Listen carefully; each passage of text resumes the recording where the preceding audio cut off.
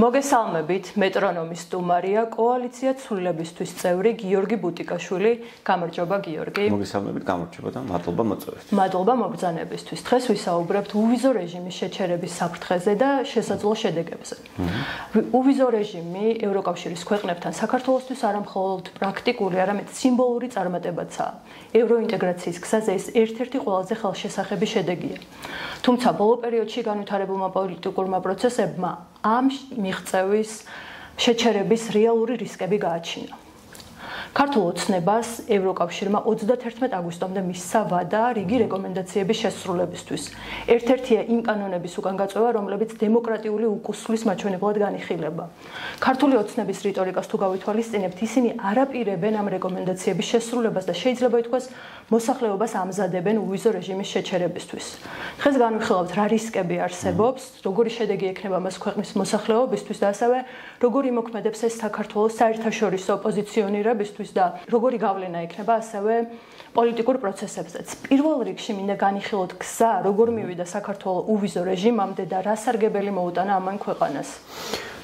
მოგესალმებით კიდევ ერთხელ. მოდი დავიწყოთ თავიდან, იმ პერიოდიდან, როდესაც საქართველოს გაუჩნდა ინტერესი და სურვილი გამხდარიყო ევროკავშირის წევრი. ეს არ იყო მარტივი გზა, რაც საქართველოს გაიარა, არ იყო მარტივი არც წინა ხელისუფლებისთვის და არც ქართული ოცნებისთვის 2012 წლიდან, როდესაც წინა ხელისუფლებაში მოვიდნენ გაცხადებული სურვილით, რომ საქართველოს უნდა გამხდარიყო ევროატლანტიკური ალიანსების წევრი.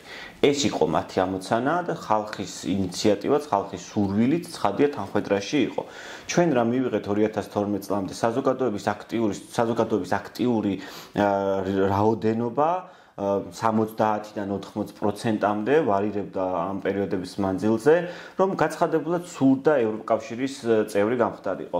ეხლა რა ხდებოდა დასავლეთში ამ დროს? საქართველოს კი სურდა, საქართველოს კი იბრძოდა ამისთვის, ცვლილდა კანონებს, ჰარმონიზაციის პროცესი დაწყებული იყო, მაქსიმალურად ცდილობდნენ ადამიანის უფლებები დაცული ყოფილიყო ქვეყანაში, შეექმნათ ისეთი კანონები, რომლებიც თანხმედრაში მოდიოდა ევროკავშირის კანონებთან და ეს იყო ის საფუძველი და ბაზა, რის შედეგადაც საქართველოს შეეძლო გამხდარიყო პერსპექტიულად. მაშინ პერსპექტივაც არ ჩანდა, უბრალოდ ჩვენ შრომობდით, ვაკეთებდით, როგორც წინა ხელისუფლება, ასევე ქართული ოცნება, რომელიც 2012 წლიდან იყო ხელისუფლებაში და ეს ჰარმონიზაციის პროცესი მივიდა იქამდე ხალხის ჩართულობიდან გამომდინარე, იმიტომ რომ ხალხის სურვილი არასდროს არ დაკარგვია, რომ საქართველოს მიეღო ვიზა ლიბერალიზაცია. ვიზა ლიბერალიზაცია იყო პირველი ნაბიჯი ევროკავშირში ინტეგრაციის პროცესისა. ვინაიდან ჩვენ ამდენი ხნის მანძილზე ვცდილობდით, რომ ევროკავშირს დავენახეთ, ევროკავშირს ჩვენი სურვილები გაეთვალისწინებინა, ამიტომ გადადგა ევროკავშირმა ეს ნაბიჯი და მოგვანიჭა ვიზა ლიბერალიზაცია. მოგვწვა 2017 წელს, ზუსტად მახსოვს,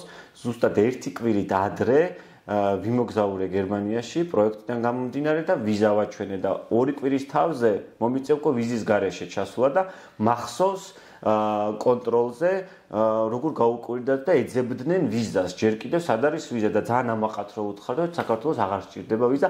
ეს ჩემთვის და ზოგადად საზოგადოებისთვის იყო ძალიან დიდი მონოპოლარი და არის სახალხო ზეიმი, იმიტომ რომ შენი შენი იდენტობის ნაწილში ბრუნდები ისე რომ პოლიცია აღარ გიმოწმებს. ანუ შენ რამდენი ხანი გაჩერდები, გაქვს თუ არა დაჯავშნილი სასტუმრო, გაქვს თუ არა ანგარიშზე ფული, ანუ ეს ყველაფერი აღარ იყო საჭირო. შენ თავისუფლად შედიოდი შენ სივრცეში, რომლის ნაწილიც ხარ ისტორიულად. ეს სიმბოლურის გარდა იყო ჩვენი გამარჯვებაც. და ამ გამარჯვების ნაწილი იყო ქართული ოცნებაც, ვინაიდან მათი ხელისუფლების დროს მოხდა, ხო? და რითაც ისინი ამაყობდნენ. რა თქმა უნდა, ამას ამაყობდნენ და დღესაც ამით ამაყობენ და ცდილობენ ამით დაადასტურონ, რომ ისინი პროდასავლურები არიან. თუმცა 2016 წლის შემდეგ რეალურად ის პროცესები ხო დაიწყო ქართულმა ოცნებამ და 2017 წელს დაგვირგვინდა. მანამდე 2014 წელს იყო DCFTA, ღრმა და ყოვლისმომცველი სავაჭრო ხელშეკრულება, ასოცირების ხელშეკრულება, რასაც ხელი მოაწერა ასევე ქართულმა ოცნებამ, მაგრამ ერთი რამ უნდა გვახსოვდეს. ქართულმა ოცნებამ გააგრძელა წინა ხელისუფლების დაწყებული პოლიტიკა. როდესაც ივანიშვილი მოდიოდა ხელისუფლებაში და ცდილობდა საზოგადოების მოტყუებას, უბრალოდ მაშინვე იტყუებოდა, ეს ბევრისთვის შეუმჩნეველი იყო. მას ჭირდებოდა საბურველი, რომ პროდასავლური არის. ამიტომ იმ ინერციას, რაც დაწყებული ქონდა წინა ხელისუფლებას, ნაციონალურ მოძრაობას, იმ ინერციას გაყვნენ სწორედ იქამდე სანამ შეეძლოთ ამის გაკეთება. მაგრამ დადგა პერიოდი 2022 წელი მოვიდა, ეს იყო წყალგამყოფი, როდესაც საზოგადოების დიდ ნაწილს უკრაინის ომის დაწყება იყო ლაკმუსის ქაღალდი, რომ მიუხედავად იმისა, რომ ექსპერტებში, მკვლევარებში და ბევრ პოლიტიკოში არსებობდა იმის დასტური, რომ ივანიშვილის ხელისუფლება არის პრორუსული რეჟიმი და ჯერ მაშინ რეჟიმი არ იყო პრორუსული ხელისუფლება, მაინც საზოგადოების ფართო წრეებისთვის არ იყო ეს აღქმული, იმიტომ რომ სწორედ აი ამ პირობების გამო ისინი მიყვებოდნენ ევროკავშირის დაწესებულ რეგულაციებს, ცდილობდნენ ჰარმონიზაციის პროცესი დაწყებულიყო კანდიდატის სტატუსისთვის მათდია. ანუ ეს ყველაფერი ოღონ აქაც იყო კანდიდატის სტატუსზე ის რეკომენდაციები, 9 რეკომენდაცია, რომელიც უნდა შეესრულებინათ, არ შეასრულეს. ეს უკვე არის ის პერიოდი. ხალხს მიანიჭეს უფრო მეტ. რატომ მიანიჭეს ხალხს? იმიტომ რომ იმ პერიოდში, როდესაც კანდიდატის სტატუსი უნდა მიენიჭებინათ, ქართული ოცნების გადადგმული ნაბიჯები არ შეესაბამებოდა იმას, რასაც ევროკავშირი ითხოვდა. რის რეკომენდაცია თუნდაც დეзинფორმაციული კამპანიის გაჩერება, ანუ ერთ-ერთი რეკომენდაცია იყო, რომელსაც ქართული ოცნება დღემდე ახორციელებს და რომელიცაც სინამდვილეში დღეს მკვლევარებმა ვიცით, რომ ვინც ამ თემას ვიკვლევდით წლების მანძილზე, 2014 წლიდან აქვს სინამდვილეში ქართულ ოცნებას დაწყებული ევროპის დისკრედიტაცია. ტროლების ფაბრიკები, რომლებსაც ისინი აწარმოებენ, რომელიც შექმნეს საქართველოში, 2014 წლიდან მოყოლებული მუშაობდნენ ევროპის დისკრედიტაციისთვის. ეს ერთადერთ რაღაცას ადასტურებს, რომ ქართული ოცნება ფასადურად ცდილობდა პროდასავლური სახე შეენარჩუნებინა, მაგრამ ქვემოთ საზოგადოებაზე მუშაობდა სწორედ იმისთვის, რომ საზოგადოება განეიარაღებინა, იმიტომ რომ მას გათვლილი ჰქონდა სწორედ ის, რაც პუტინს ჰქონდა გათვლილი, ეს ომი ერთ დღეს ხوار გადაწყვიტა უკრაინასთან, მას გათვლილი ჰქონდა საბჭოთა კავშირის რეინკარნაცია, გაცოცხლება და ამისთვის მიყვებოდა გაცხადებული მიზანი იყო. ამიტომ ივანიშვილი იქამდე ცდილობდა შეენარჩუნებინა ფასადი, სანამ ღიად მოუწევდა შეპირისპირება უკვე ამ დისკურსთან. რა დისკურსთან? რომ უჭერს თუ არა უკრაინის ომის დროს დაწყებულ რუსულ ძალადობას, ტერორისტულ აქტს უკრაინას მხარს თუ უჭერს რუსეთს მხარს. უერთდება დასავლურ სანქციებს რუსეთის წინააღმდეგ თუ არ უერთდება დასავლურ სანქციებს. რიტორიკაში როგორ აისახება ქართული ოცნების რიტორიკაში უკრაინაში დაწყებული ომი არის რუსეთი მოძალადე და უკრაინა არის მსხვერპლი, თუ პირიქით რომელიც ნარატივი შემოატრიალეს და ზელენსკის აბრალებდნენ პროვოცირებას ომის დაწყებისთვის.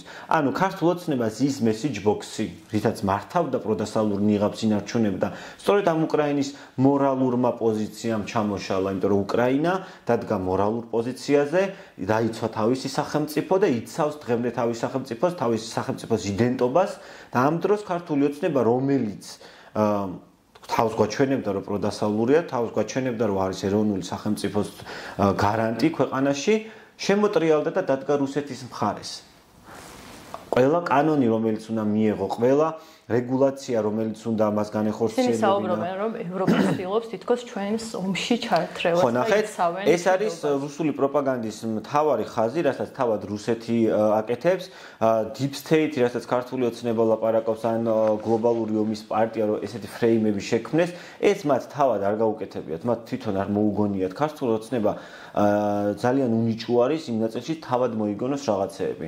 ანუ ამაში არ გააჩნიათ მათ know-how, დაკოპირებულია პირდაპირ ერთ-ერთი რუსეთიდან და რუსეთმა Deep State პირველად ახსენა 90-იან წლებში, როდესაც საბჭოთა კავშირი დაიშალა და საბჭოთა კავშირის დაშლა მიაწერა Deep State და არა იმას, რომ უგვანი, უფუნქციო რეჟიმი იყო საბჭოთა კავშირი, რომ არაფერ ქმედიც აღარ ქმნიდა და გაკოტრდა და გაუბედურდა საბჭოთა კავშირის იმპერია და ამიტომ დაიშალა. მაგრამ თავის თავს ხوار დაადანაშაულებდნენ, ამიტომ გამოიგონეს Deep State, ეს Deep State პერიოდულად ჩდება ხოლმე, ჩდებოდა ყველა იმ ფიასკოს დროს, როდესაც რუსეთი ვერ აღწევდა თავის წარმატებას. ამიტომ ახაც რუსეთი ლაპარაკობს, როდესაც უკრაინის ომში ვერ იგებს და დასუსტებულია და აღარ შეუძლია უკრაინას მოუგოს, რომ უკრაინა მაგრად დგას, რუსეთის ჯარი არის სუსტი, რუსეთი არის სუსტი. დასუსტებული არის, ეკონომიკურად განადგურებული არის, ამიტომ ყველაფერს მიაწერს Deep State და გლობალურ ომის პარტიას, რომელსაც აკოპირებს კალკია პირდაპირ გადმოტანილი რუსული ნარატივებიდან, რომელსაც იმეორებს ქართული ოცნების ლიდერშიპი ერთ-ერთი, იმიტომ რომ მტერი ასე მუშაობს, უნდა იყოს გამოგონილი. ანუ რეალურად ჩვენ სიმართლე რო ილაპარაკოს ქართულმა ოცნებამ, მაშინ თავზე ქუდიო დაიხუროს და წავიდეს. მაგრამ ამიტომ უნდა გამოიგონოს ამბავი შექმნას რომ მტერს მტერი არ უწოდოს. რუსეთს რომ მტერი არ უწოდოს, ამიტომ გამოგონილია deep state-ი. რუსეთს რომ მტერი არ უწოდოს, ამიტომ გამოიგონეს გლობალური ომის პარტია, რომ თავისი ძალადობა და საზოგადოებაზე ძალადობა გაამართლონ ამით. და ეს დისკურსი შექმნა საზოგადოებაში. ამას ბევრი შრით აკეთებენ, როგორც აკეთებენ მედიების დახმარებით, პროპაგანდისტული მედიების დახმარებით, ასევე აკეთებენ ტროლბოტების ფაბრიკებით, რომელიც უამრავი აქვთ, მაგრამ სოციალური ქსელების სავსე არის, ანუ საზოგადოებრივი აზრის მანიპულირებით ცდილობენ რეალობის გადაწერას. ეხლა ეს ყველაფერი რატო გავაკეთეთ ამ ხელა შესავალი, რომ მივიდეთ ვიზა ლიბერალიზაციაზე. ჩვენ უნდა გავიხსენოთ ივანიშვილის სიტყვები 2013 წელს აქვს ეგეთი სიტყვანათქვამი საზოგადოებაში საჭიროა პოლარიზება. ამას ციტირებ ივანიშვილს, უნდა არსებობდეს თეთრი და შავი და შუა უნდა გაიკრიფოს. ივანიშვილი 2013 წლიდან გაცხადებულად ამბობს, რომ მას სჭირდება თეთრი და შავი, ანუ საზოგადოებრივი პოლარიზება, უნდა არსებობდეს თავის თავს მოიაზრება და ცხადია თეთრებში და ეგრეთ წოდებული ნაციონალური მოძრაობა, კოლექტიური ნაცმოძრაობა, რასაც მტრის ხატი, რა თქმა უნდა, შექმნა მტერი, ოღონდ ესეც იმიტომ, რომ არ ეწოდოს რუსეთს მტერი, შექმნა მტრის ხატი შავი პერიოდის ქვეყნის შიგნით, რა თქმა უნდა. ანუ მე რომელიც წარმოადგენდი საერთაშორისო ორგანიზაციას და ვიყავი კრიტიკული ქართული ოცნების მიმართ, მეც განვიხილებოდი ნაცად, იმიტომ რომ კრიტიკას გამოვთქვავდი იმ პოზიციების გამო და იმ ნაბიჯების გამო, რასაც ქართული ოცნება დგავდა გაცხადებულად უკვე 2017-18 წლების შემდეგ. ამიტომ შექმნა ეს მტრის ხატი ნაციონალური მოძრაობის, ანუ ყველაფერი რაც კი ფუჭდება, უნდა დაბრალდეს ნაციონალურ მოძრაობას. ყველაფერი, რასაც სახელმწიფოებრივად გაფუჭდება და ჩვენ დასავლეთისგან იზოლაციაში მოხვდებით, უნდა დაბრალდეს deep state და გლობალური ომის პარტიას. ანუ მათ აქვთ გამოგონილი, ანუ შიგნით კოლექტიური ნაციონალური მოძრაობა არის დამნაშავე, გარეთ არის deep state-ი. ანუ თავად ქართული ოცნება ამ შემთხვევაში გამოდის უდანაშაულო და სწორედ აი ამ მეთოდებით ცდილობს საზოგადოების მარტი მომრავლება დაშლას. მარტი მომრავლება დაშლილი საზოგადოება ვერასდროს ვეღარ ხვდება რა არის სინამდვილე. და ჩვენ ძალიან დიდი დრო გვჭირდება და ძალიან დიდი მობილიზება გვჭირდება, მათ შორის გადამწყვეტი არის ოპოზიციური პარტიები და ოპოზიცია არ ვართ რეალურად, ვართ პროდასავლური პარტიები, რომელმაც რეალურად არჩევნები მოვიგეთ, მაგრამ ეს არ გააფორმა. გვჭირდება კოორდინაცია და თავისუფალი მედიის არსებობა რაღაც ფორმით მაინც, რომ ჩვენ საზოგადოებას ვუთხრათ რა არის სიმართლე. იმიტომ რომ მეორე მხარეს სრულიად კონსტრუირებული სიმართლე არის, რომელიც არ შეესაბამება რეალობას. ვიზა ლიბერალიზაციაზე ახლა რა ხდება, რატო დაიწყო ქართულმა ოცნებამ ასევე ამ ქსელებით ამუშავება პროპაგანდის, რომ ეს ან ომში ჩათრევას ნიშნავდა, ან არაფერს ნიშნავს ვიზები, როგორც ვიზების თავისუფალი მოსვლის გაუქმება, რომ ამით თითქოს ინარჩუნებენ სუვერენიტეტს და არაძლევენ დასავლეთს ჩვენი იდენტობა წაგვართვან, რომელიც იდენტობა ასევე საერთოდ არ გავს იმ იდენტობას, როგორც ქართული ოცნება აღწერს ქართული იდენტობას თამადობით რაღაცა. ქართული ოცნება, მათთან დაახლოებული ორგანიზაციები და კონკრეტული პიროვნებები საუბრობენ, რომ ევროპა სწორედ ამ რეკომენდაციების დაცვისთვის თითქოს ეწინააღმდეგება ქართულ ღირებულებებს და ოჯახის სიწმინდეს და ხო სწორედ მიხვედით ამ თემამ და ერთ-ერთი კითხვაც სწორედ ამას შეეხება, რამდენად შეესაბამება ეს სიმართლეს და რეალურად რას გულისხმობს ის რეკომენდაციები, რომლებიც ევროპამ დაგვიწესა. მოდი ახლა შევუბრუნოთ ეს კითხვა ქართულ ოცნებას და აქედან მე გავაგრძელოთ.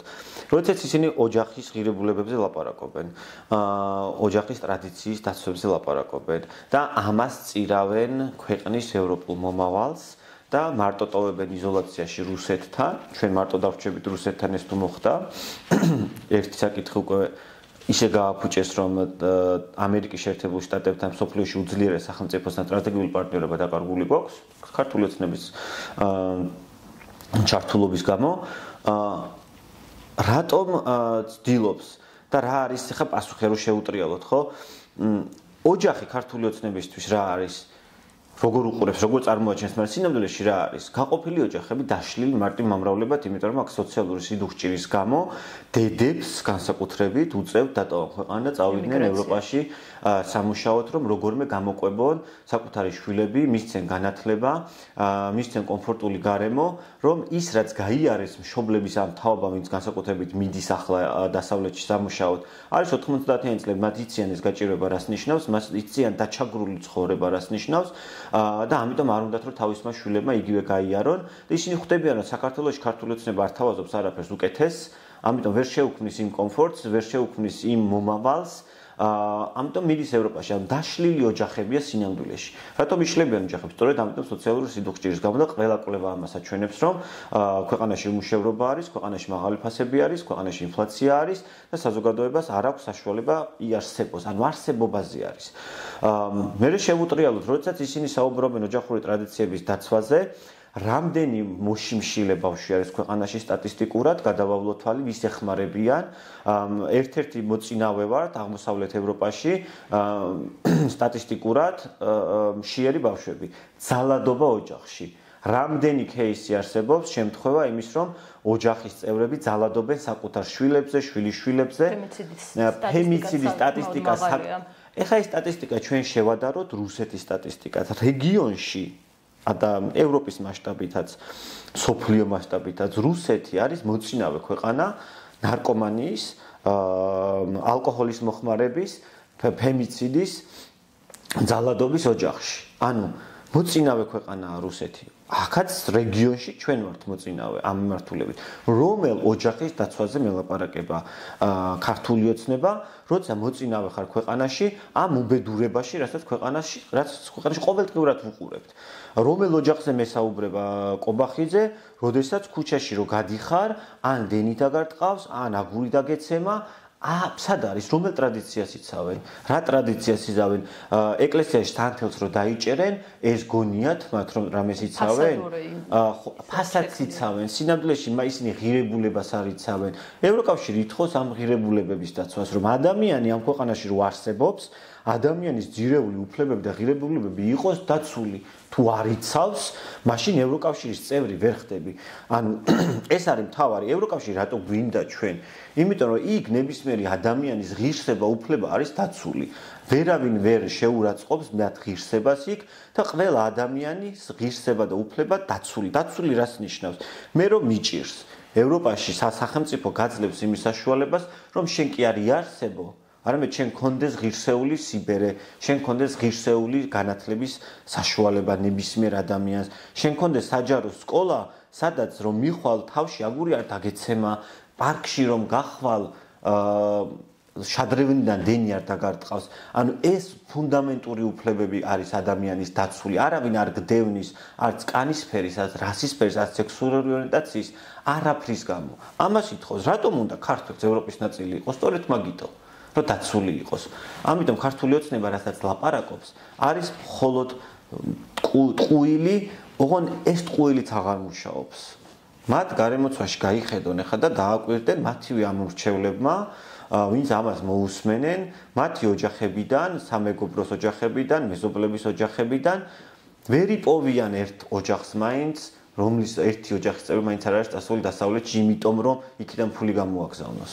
იმიტომ რომ ოჯახს დაეხმაროს. მათ კითხონ, აბა, მათ იმ ოჯახის წევრებს, იქ მათი უფლებები რამდენად არის დაცული და რამდენად არის აქ მათი შვილების უფლებები დაცული. ძალიან მარტივია. ჩვენ აღარ ვართ საბჭოთა კავშირში და არც შუა საუკუნეებში მტრედებით რომ გადიოდეს ინფორმაცია და გადაიცემოდეს.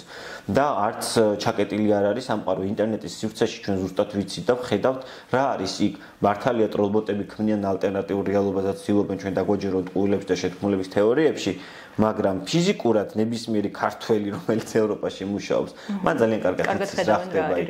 ან ვიზუალურად ხედავენ ამას, ვიზუალურად შემოსავალს იღებენ, რომელიც ხელში საჭირი არის, მიუხედავად იმ შრომისა, მაგრამ იღებენ ღირსეულ შემოსავალს, რომელსაც უნაწილებენ თავის ოჯახის წევრებს საქართველოში, რომელმაც 100 იმდენი უნდა იშრომონ, აქ თავი მოიკლან, რომ დაახლოებით მსგავსი შემოსავალი მიიღონ, რასაც ევროპაში იღებენ, ოღონდ იმასაც ვერ მიიღებენ. ამიტომ გაჭირსიღატაკე ქვეყანაში რაც არის. არის სწორედ იმის დამსახურება, რომ ქართული ოცნება მხოლოდ გველაპარაკება რაღაცა ღირსებებზე, მაგრამ ფაქტობრივად არაფერს არ აკეთებს. რამდენად რეალურია საფრთხე, რომ შეგვიჩერდეს უვიზო მიმოსვლა, თუ შესაძლოა არ იქნას ეს გადაწყვეტილება მიღებული? მაინც არის შანსი. ვიზების შეჩერება საქართველოს, აბსოლუტურად თავისუფალი მიმოსვლის შეჩერება საქართველოსთვის არის რეალური საკითხი.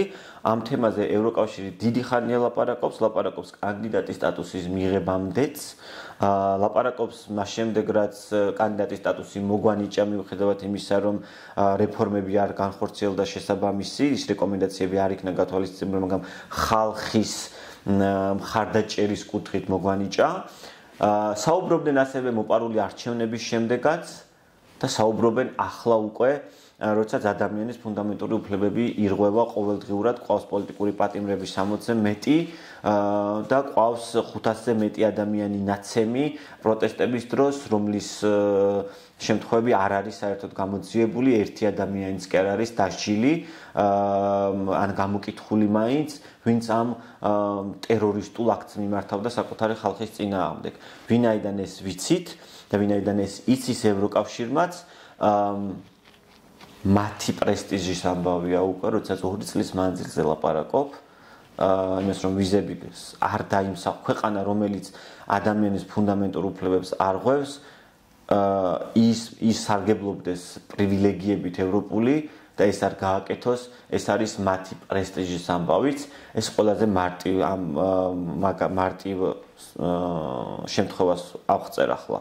მეორე საკითხი, როდესაც ევროკავშირმა 2003 წელს დაიწყო მსჯელობა რეგულაციებზე, ახალი რეგულაციები, რომელიც ამარტივებდა გადაწყვეტილების მიღებას იმ ქვეყნებისთვის, რომლებიც არღვევენ ადამიანის ფუნდამენტურ უფლებებს, რომ მათთვის შესაძლებელი გამხდარიყო სწრაფი რეაგირება ამ ქვეყნების მიმართ, მოიცავს სწორედ თავისუფალი მიმოსვლის საკითხს. ანუ ევროკავშირს აქვს ახალი მექანიზმი, რომელიც ივნისში ამუშავდა. აღარ ჭირდება ევროკავშირის 27 სახელმწიფოს თანხმობა, რომ თავისუფალი მიმოსვლა ან DCFTA ან კანდიდატის სტატუსი გააუქმოს. 17 ქვეყანა შეუძლია ეს ერთობლივად მიიღოს გადაწყვეტილება და ეს მექანიზმი შექმნილი არის. ანუ უკვე მუშა ფუნქციური რეგულაცია არის, რომელსაც სწრაფად ამოქმედებენ. მესამე, ევროკავშირმა მისცა 31 აგვისტომდე ვადა ქართულ ოცნებას გააუქმოს რუსული კანონი მაგალითად. შეაჩეროს პოლიტიკური დევნა, პოლიტიკური ლიდერების, რომლებიც ციხეში არიან. გამოიძიოს ის მოძალადე რეჟიმის, ვინც თავს ესხმოდა ამ ადამიანებს და დაიწყოს დიალოგი პროდასავლურ ძალებთან ახალი არჩევნების შესახებ. აქედან თუ არ შესრულდა არაფერი, 31 დეკემბერს 31 აგვისტოს, 30 აგვისტოს არის ჩანიშნული შეხვედრა კომისიის, სადაც პროგრესი აფასებენ. ცხადია, პროგრესს ვერ შეაფასებენ, იმიტომ რომ ქართული ოცნება არაფერს არ აკეთებს და რიტორიკაში რაც ჩვენ ვხედავთ, რომ არაფერს გაკეთებას არ აპირებენ. ეხლა პროცედურულად რო გავყვეთ, 30 აგვისტოს შემდეგ არის შემდეგი შეხვედრა ოქტომბერში, სადაც უშუალოდ ვიზების საკითხი განიხილება თავისუფალი მიმოსვლის. ამ პერიოდში ისინი ნახავენ 30 ოქტომბრის შუა რიცხვებში, რომ საქართველოს შემთხვევაში არაფერი არ შეცვლილა. გაზრდილი არის პირიქით ძალადობრივი რეჟიმის რეპრესიული მექანიზმი, რეპრესიული მანქანა უფრო მუშაობს და დადგება დეკემბერი. როდესაც მათ შეუძლიათ უკვე რეალურად აღასრულონ ვიზების გაუქმება და ეს აუცილებლად მოხდება. ანუ დეკემბრიდან ამოქმედდება? დეკემბერში მიიღებენ გადაწყვეტილებას სავარაუდოდ თუ ოქტომბრამდე ქართულმა ოცნებამ ცირედად მაინც რაღაცა საჩვენებლად მაინც არ გააკეთა და იმედი არ დატოვა ევროკავშირისთვის, ისინი აუცილებლად მიიღებენ გადაწყვეტილებას უკვე ოქტომბრის ბოლოსკენ. თვითმმართველობის არჩევნებს შეიძლება თუ არა ჰქონდეს გავლენა ამ გადაწყვეტილებაზე? თვითმმართველობის არჩევნებს ევროკავშირის რეზოლუცია, EUTOS რეზოლუცია, ევროსაბჭოს რეზოლუცია არ აღიარებს როგორც სამართლიან არჩევნებს წინასწარ. ანუ გარემო პირობები, რომელიც შექმნილი არის საქართველოში, ვერ იქნება, ვერ ასახავს სამართლიან გარემოს არჩევნებისთვის.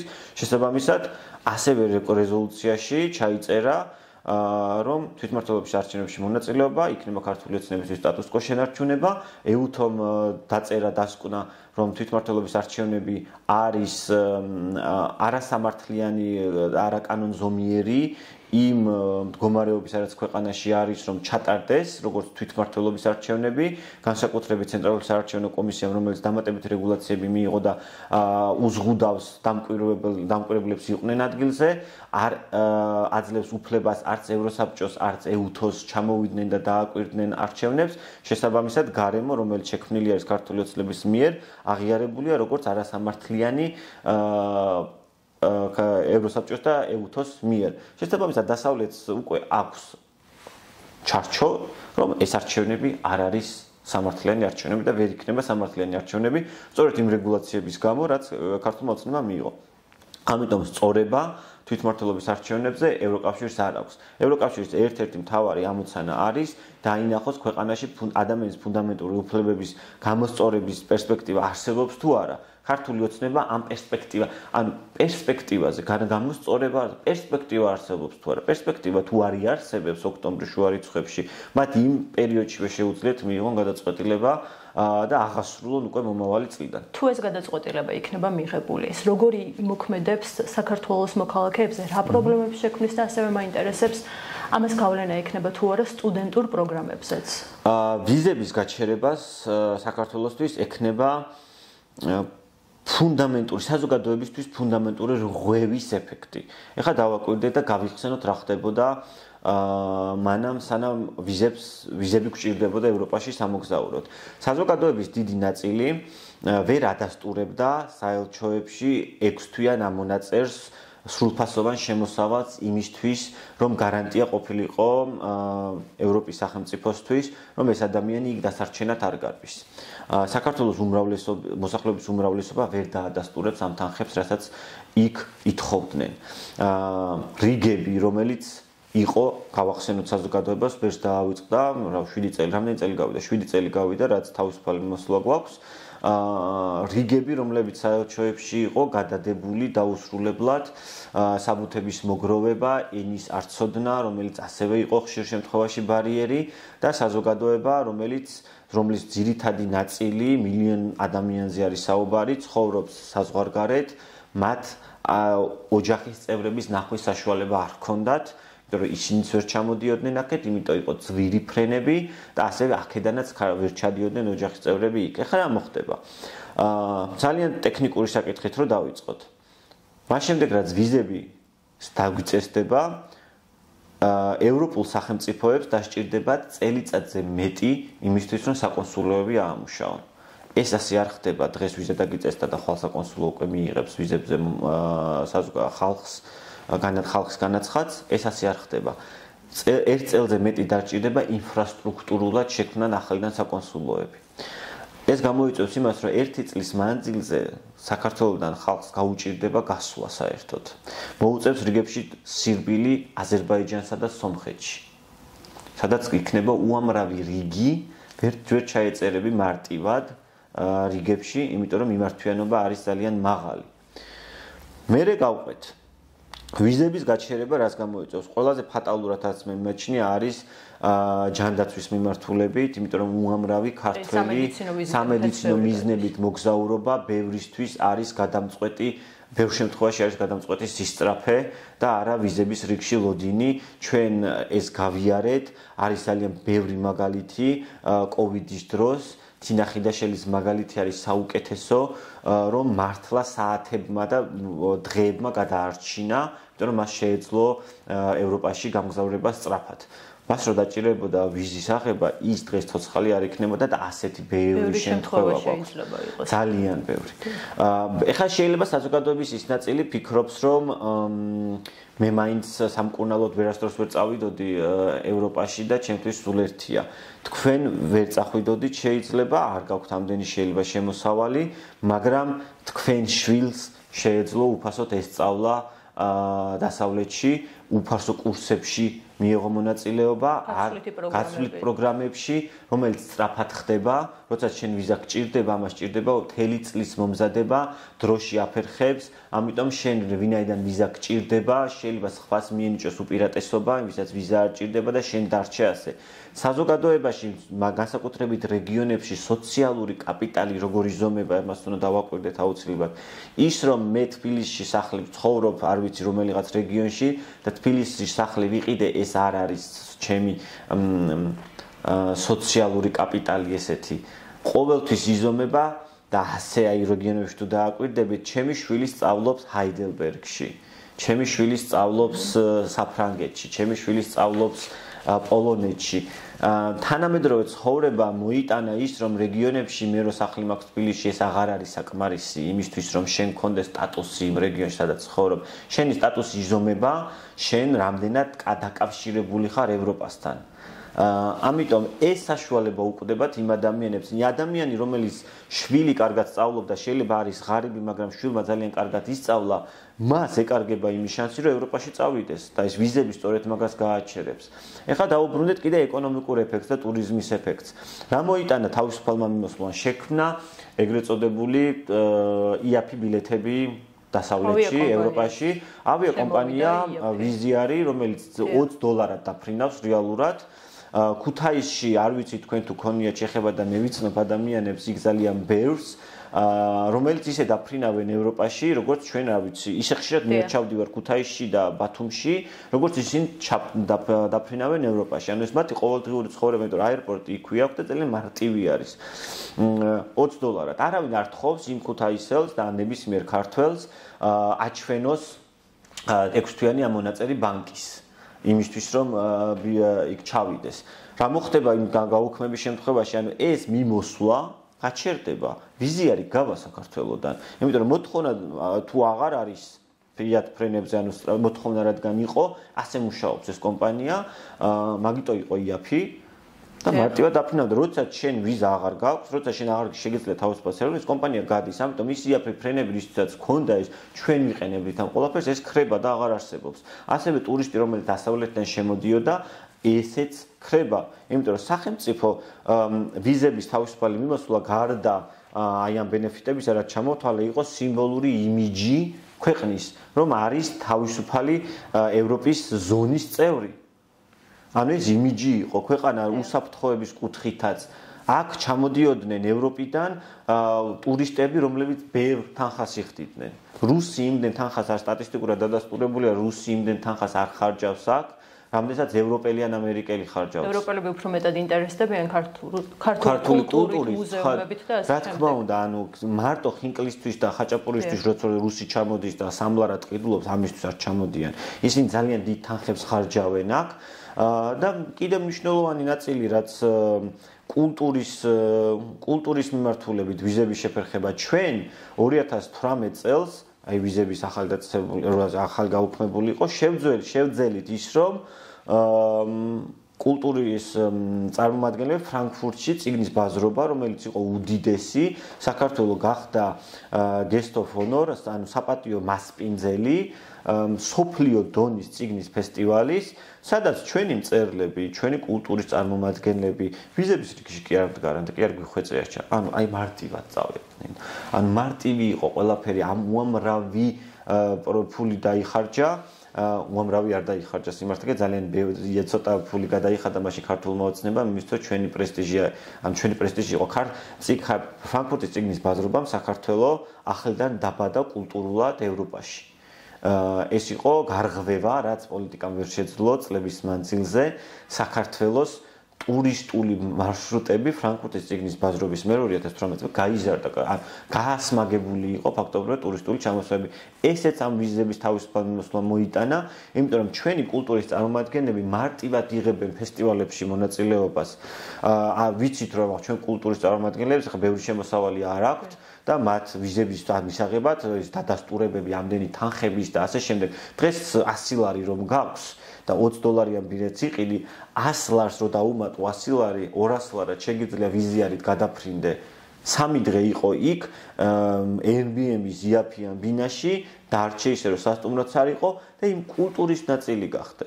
და ეს ყველაფერი ამ ყველაფერს აღარ იქნება. ნიშნავს თუ არა ეს რომ ქვეყანა თანდათან იზოლაციაში მოიქცევა? თანდათან არა, პირდაპირ იზოლაცია იქნება, ეს განსაკუთრებით რაც როგორც თქვი, საკონსულოები ვერ იმუშავებენ და ფაქტობრივად 1 წელი დაჭირდება ამ სისტემის აწყობას და ქვეყანა იქცევა სულ იზოლაციაში, რუსეთის ამარა, ირანის ამარა, ჩინეთის ამარა და მე წავიდეს და ქართული ოცნება მიმტკიცოს, რომ როგორ გვართმევს დასავლეთი იდენტობას. მე ვნახოთ ვინ წაგვართმევს იდენტობას. პოლიტიკურ პროცესებზე როგორ მოქმედებს უვიზო რეჟიმის შეჩერება? გააქტიურებს თუ არა იმ მუხტს, რაც შეიძლება გვჭირდებოდა? ჩვენ საზოგადოებას უნდა ავუხსნათ, როგორც თქვი, ძალიან მალე გვავიწყდება რა ცხოვრება იყო 2017 წლამდე და რა ცხოვრება შეიძლება ელოდეს საქართველოს როდესაც მარტო რჩები იზოლაციაში რუსეთის პირისპირ.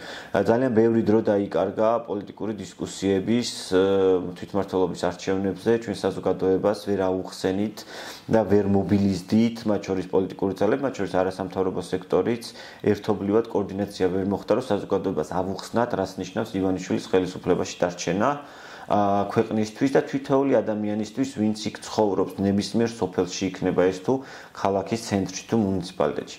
არ აქვს მნიშვნელობა, ნებისმიერ ადამიანს უნდა ჰქონდეს იმის განცდა, რა გველოდება ივანიშვილის ხელისუფლების ივანიშვილის რეჟიმის დარჩენის შემთხვევაში. ამაზე გვჭირდება, ამაზე მე მგონი აღარ უნდა გვჭირდებოდეს კონსენსუსი და ნებისმიერი თემა და განხილვა თუნდაც მედიაში თვითმმართველობის არჩევნებზე ერთიანობა ასეთი უნდა იყოს თუ ისეთი უნდა იყოს, უნდა არსებობდეს თუ არა პარლამენტი, რაღაცა ეგრეთ წოდებული გამოგონილი პარლამენტი, სალომე ზურაბიშვილი უნდა იყოს გამაერთიანებელი თუ პავლე, ანუ ამაზე დისკუსია არის სწორედ ის, რომ ივანიშვილი ამით სარგებლობს საზოგადოებას ხლეჯს მარტივ მომრავლებად. ერთადერთი რაზეც უნდა ვსაუბრობდეთ არის ის, რასაც ჩვენ ახლა ვსაუბრობთ საზოგადოების ნებისმიერ სეგმენტში უნდა ავხსნათ რა ელოდება საქართველოს უახლოეს, რა ვიცი, 5 თვეში, რომელიც არის იმაზე მეტად ნაცრისფერი და შავი, ვიდრე შეიძლება ნებისმიერს დღეს წარმოუდგენია და ჯერ კიდევ ილუზიაში ცხოვრობს ან ტროლბოტების რაღაცა ილუზიურ შექმნილ რეალობაში. ეს ასე არ იქნება. ძალიან ცუდი არის, როდესაც პოლიტიკოსი ლაპარაკობს შავ ფერებში, პოლიტიკოსმა უნდა გამოასხივოს იმედი, მაგრამ ისე დააკარგინა საზოგადოებას რეალობის აღქმა ქართულმა ოცნებამ და მათ შორის ასევე ბაბლის რაღაცა ნაწილმა, რომელიც სულ სხვა თემებზე საუბრობს და სულ სხვა დისკუსიები შემოაქვს საზოგადოებაში, ვიდრე რეალურად არის საჭირო რომ ვისაუბროთ, რომ ხანდახან გვიწევს ვილაპარაკოთ შავთეთრად და ეს არის ეს მოცემულობა, როცა დღეს უნდა ვილაპარაკოთ შავთეთრად. იმედიანად რომ დავასრულო, ეს არ არის გამოგონილი იმედი, იმედი არის ჩვენ ხალხში და იმედი არის ჩვენს ბრძოლის უნარიანობაში. ყველაფერი დგას დღეს ჩვენზე და აქ არ არის მარტო ქართული ოცნება დამნაშავე ან მარტო დასავლეთი არ იქნება რომ ვიზებს წაგვართმევს დამნაშავე. არის ჩვენზე დგას ყველაფერი, რამდენად ველაპარაკებით ერთმანეთს, რა მე მარტო რომ ვირბინო ყველგან ხო ვერ შევძლებ, ხო? ნებისმიერი ქართველის, ვინც ეს ყველაფერი გაიაზრა, ჩართულობა პროცესში, თუნდაც საკუთარი ოჯახის წევრებს აუხსნან, სტუდენტებმა რას ნიშნავს მათთვის აუხსნან, ჯანმრთელობის პრობლემის მქონე ადამიანებს რას ნიშნავს ეს მათთვის. ნებისმიერი ადამიანი, ვინც ამ პროცესში დაეხმარება, მარტო აქციაზე დგომა და მოსვლა ხო არ არის. ეს აქცია უნდა გაგრძელდეს, ეს აქცია მნიშვნელოვანია, არის რეზისტენტულობის მაჩვენებელი, რომ ჩვენ დგავართ და ჩვენ ვიბრძვით, ეს როგორც ჩვენთვის პოლიტიკოსებისთვის, ასე დასავლეთისთვის, რომ ჩვენ არ ვეგუებით სტატუს კვოს, ეს ამის ნიშანი არის და ეს ნებისმიერ გჭირდება, მაგრამ მარტო იქ დგომა არა. ნებისმიერი ვინც იქ დგას, ნებისმიერი ვინც ვერ დგას, მაგრამ წუხს იმის გამო რომ ვერ დგას, მას აქვს ერთი მარტივი დავალება და ეს დავალება უნდა გააკეთოს. ესაუბროს თავის ოჯახის წევრებს, ესაუბროს თავის მეზობლებს, ესაუბროს ნებისმიერს, ისაუბროს და ბევრი ილაპარაკოს. ეს არის ერთადერთი გზა პროპაგანდა გავარღვიოთ. მარტო პოლიტიკოსებს უნდა ელოდებიან, მარტო ტელევიზიებს უნდა ელოდებიან. ნებისმიერი ქართველი არის ამ ბრძოლაში მნიშვნელოვანი და პატარა ნაბიჯსაც აქვს კიდე დიდი იმპულსის გამომწვევი, იმიტომ რომ საზოგადოებამ უნდა დაინახოს, სოფელში, რეგიონში ნებისმიერმა უნდა დაინახოს, რომ ბრძოლა არის ყველასი. არ არის ეს მარტო ჩემი ბრძოლა და არც მარტო თქვენი ბრძოლა ან პოლიტიკოსების. ეს არის ჩვენი იდენტობის, ჩვენი ბედნიერი მომავლისთვის ბრძოლა. რისთვისაც გვინდა რომ ჩვენმა შვილმა ევროპაში ისწავლოს, რისთვისაც გვინდა რომ ჩვენ ევროპაში მივიღოთ ჯანდაცვა, რისთვისაც გვინდა რომ ჩვენ იქ ვიმუშაოთ. ამისთვის ვიბრძვით და ნებისმიერი ქართველის ბრძოლა, ნებისმიერი ქართველის ჩართულობა ამ პროცესში არის ისეთი მომავლის შექმნა, რომლისთვისაც ჩვენ ვიბრძოლეთ და არ ვიცი 1000 გზა გავიარეთ იმისთვის, რომ თუნდაც არალეგალურად მოხვედრილიყავით ამერიკაში და იქ აგვეწყო ცხოვრება, ხო? ანუ ეს ბრძოლა არის აქ გასაკეთებელი და ნებისმიერ შეგვიძლია ეს ძალიან მარტივად გავაკეთოთ. პროპაგანდას მხოლოდ ასე დავამსხრევთ და ერთი ძალიან მნიშვნელოვანი საინტერესო მაგალითი არის ჩემი ერთი ნაცნობი, რომელიც უყურებდა TV Image დიდი ხნის მანძილზე, აპროტესტებდა, არ მოწონდა ის პროტესტი, რაც ქუჩაში იყო, ლანძღავდა და სრულად იყო მოცული ამ პროპაგანდისტული ნარატივებით. მისმა შვილიშვილებმა მოახერხეს, რომ ეს არხი გათიშეს, გადაანაცვლეს და ვეღარ პოულობდა ერთი თვის მანძილზე ამ ქალს მოუწია კრიტიკული მედიის ყურება და დღეს ის ქალი დგას აქციაზე. პროპაგანდას ქართული ოცნების მიერ ნაწარმოებული პროპაგანდა არის შოკის ეფექტზე აგებული, შოკში აგდებს საზოგადოებას, თუნდაც იმ რაღაცა გამოგონილი ეთერ შოუებით, რასაც ისინი დგამენ, სადაც შემოდის ტიხარი, სრულად მანიპულირებული ნიუსის ახალი ამბის ტიხარი, სერიალები რითაც აბავენ და სრულად მანიპულაცია ხდება საზოგადოებრივი აზრის. ამიტომ ნებისმიერი ვინც ეხა გვიყურებს, ან ვინც ამას მოისმენს, გათიშეთ იმედი, გათიშეთ პროპაგანდისტული არხები, დაეხმარეთ თქვენს ოჯახის წევრებს, უყურონ რეალურ გადაცემებს, სადაც არის რეალური ამბავი მოთხრობილი. ნახავთ, რომ ერთ თვეში სულ სხვა რეალობა გექნება თქვენს ოჯახებში. ძალიან დიდი მადლობა გიორგი, დეტალურად და გასაგებად ახსენეთ, რა რისკები და საფრთხეები დგას ჩვენს წინაშე.